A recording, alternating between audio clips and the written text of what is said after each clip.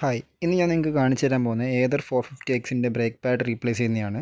ഞാൻ റീപ്ലേസ് ചെയ്യുന്നത് ബാക്ക് ബ്രേക്കാണ്. എൻ്റെ കയ്യിലുള്ളത് ബജാജ് പൾസർ 220cc ബാക്ക് ബ്രേക്കാണ്. ഇതാണ് എൻ്റെ ഇപ്പോഴത്തെ ബ്രേക്ക് പാഡിൻ്റെ കണ്ടീഷൻ. ഒട്ടുമില്ല, എല്ലാം തേഞ്ഞ് തീർന്നിരിക്കുകയാണ്.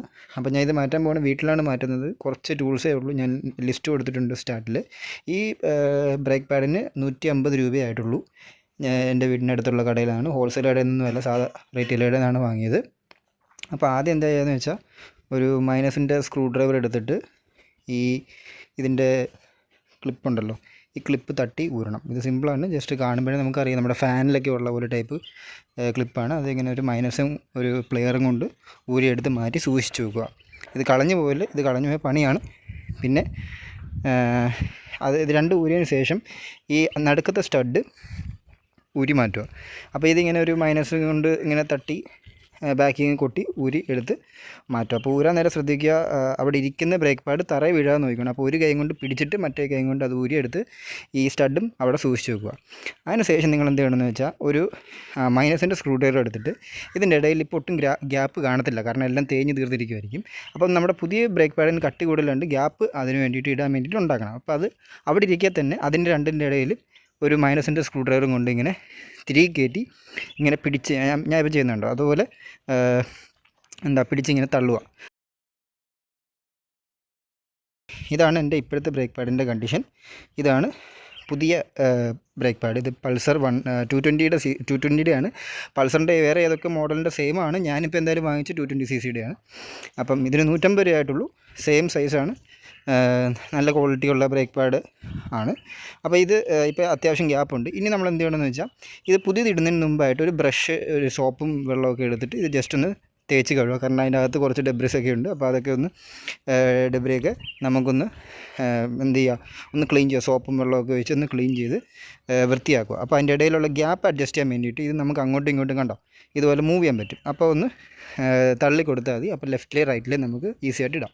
അതിനുശേഷം പുതിയ ബ്രേക്ക് പാഡ്. ഓക്കെ, അപ്പം ഇതിന് നമുക്ക് ഊരാൻ നേരം തന്നെ ഒരു ഐഡിയ വെച്ചത് മനസ്സിലാക്കി വെക്കണം ഏതെവിടെ ഇടേണ്ടതെന്ന്. അത് ഒരു രീതിയിൽ ഇടാൻ പറ്റുള്ളൂ, അതുകൊണ്ട് പേടിക്കണ്ട.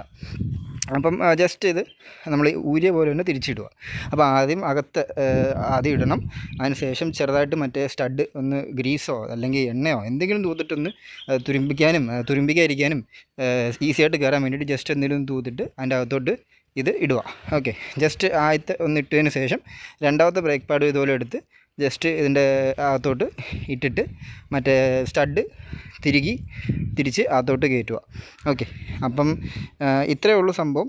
ഇത് രണ്ടും ഇങ്ങനെ പ്ലേസ് ആയെന്ന് നമുക്ക് കറക്റ്റ് അത് ഇടുമ്പം തന്നെ നമുക്ക് മനസ്സിലാവും അത് പ്ലേസ് ആയിട്ടുണ്ട്. അതിന് ശേഷം പ്ലെയറും കൊണ്ട് മറ്റേ ക്ലിപ്പിടാൻ വേണ്ടിയിട്ട് ഒന്ന് നേരെയാക്കുക. അതിന് ശേഷം നമ്മൾ നേരത്തെ വെച്ചിരുന്ന ക്ലിപ്പ് തിരിച്ച് ഇടുക. ഓക്കെ, ഇനി ഇതിൻ്റെ ഇടയിൽ ഞാനിപ്പോൾ ചെയ്യുന്നതെന്ന് വെച്ചാൽ, ഒരു ഗ്യാപ്പ് ചെറുതായിട്ടൊന്ന് ഉണ്ടാക്കി കൊടുത്തതേ ഉള്ളൂ. അത് ഉണ്ടാക്കിയില്ലെങ്കിലും കുഴപ്പമില്ല. ഞാൻ എൻ്റെ ഒരു ഇതിന് വേണ്ടിയിട്ട് ജസ്റ്റ് ഒന്ന് ഗ്യാപ്പ് ഇട്ടതേ ഉള്ളൂ. ഗ്യാപ്പ് ഇട്ടതിന് ശേഷം ഞാൻ ആ ക്ലിപ്പ് എടുത്ത് തിരിച്ച് ഇടുക.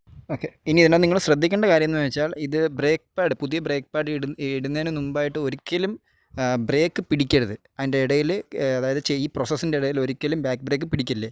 ഇട്ടതിന് ശേഷം മാത്രമേ ബ്രേക്ക് പാഡ് പിടിക്കാവൂ. അതിൻ്റെ ഇടയിൽ പിടിച്ചാൽ ബ്രേക്ക് പാഡ് ജാമാവും. അതായത് ഈ പിസ്റ്റൺ വന്ന് ഫുള്ള് ഡിസ്ക് വന്ന് തട്ടി നിൽക്കും. പിന്നെ അവസാനം മെനക്കേടാണ്, പണിയാണ്. അപ്പോൾ അതുകൊണ്ട് അത് ശ്രദ്ധിക്കുക.